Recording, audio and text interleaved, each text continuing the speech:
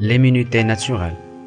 L'immunité naturelle correspond à tous les mécanismes naturels de défense de l'organisme contre toute agression interne ou externe, que ce soit cellules tumorales, bactéries, virus ou autres. L'immunité naturelle implique des structures tissulaires, des cellules et des molécules. C'est l'immunité la plus ancienne, existe chez les invertébrés et même chez les plantes. Les caractéristiques de l'immunité naturelle.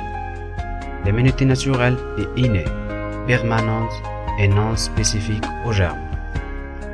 La barrière cutano-muqueuse, la peau, est une barrière qui s'oppose à la pénétration des germes au sein de l'organisme grâce à sa continuité, son imperméabilité et aux sécrétions acides à effet bactéricide. En effet, on note une grande susceptibilité aux infections chez les grandes brûlées. Les muqueuses tapissent tous les orifices naturels et comportent des tissus lymphoïdes qui protègent le corps humain à l'encontre d'une variété de microbes. La muqueuse buccale, la muqueuse nasale, la muqueuse oculaire, la muqueuse vaginale et la muqueuse anale. Au niveau de chaque muqueuse, plusieurs moyens sont utilisés de manière isolée ou associée pour lutter contre l'adhérence et la multiplication des germes. Les moyens mécaniques, les moyens chimiques et les moyens biologiques. Les facteurs cellulaires. Les phagocytes. Ensemble de cellules dont la morphologie et la structure sont très variables, mais dont la fonction est commune.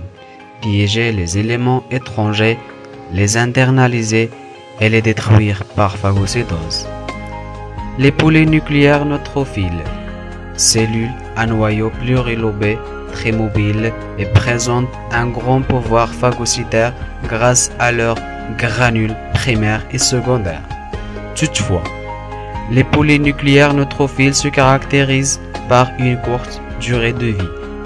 Les monocytes ou macrophages présentent un noyau typique en fer à cheval, sont mobiles et s'enduits d'un grand pouvoir phagocytaire. Ces cellules se distinguent par une longue durée de vie, d'1 mois à 3 mois, et par leur capacité de présentation de l'antigène aux lymphocytes T. Sous l'influence de certains signaux, les monocytes migrent au niveau des tissus et deviennent des macrophages résidents, foie, poumon, etc.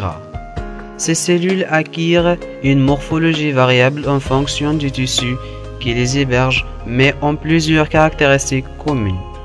Le potentiel phagocytaire est de présentation de l'antigène aux lymphocytes T. Les cellules natural killer ont une morphologie des grandes lymphocytes granuleux ou LGL. Ces cellules sont présentes aussi bien dans le sang que dans les organes lymphoïdes et sont douées de grandes capacités de cytolyse non spécifiques vis-à-vis des cellules syngéniques infectées, des cellules allogéniques et des cellules tumorales. Reconnaissance de l'agent pathogène. La reconnaissance de l'agent pathogène se fait par interaction moléculaire PAMP-PRR.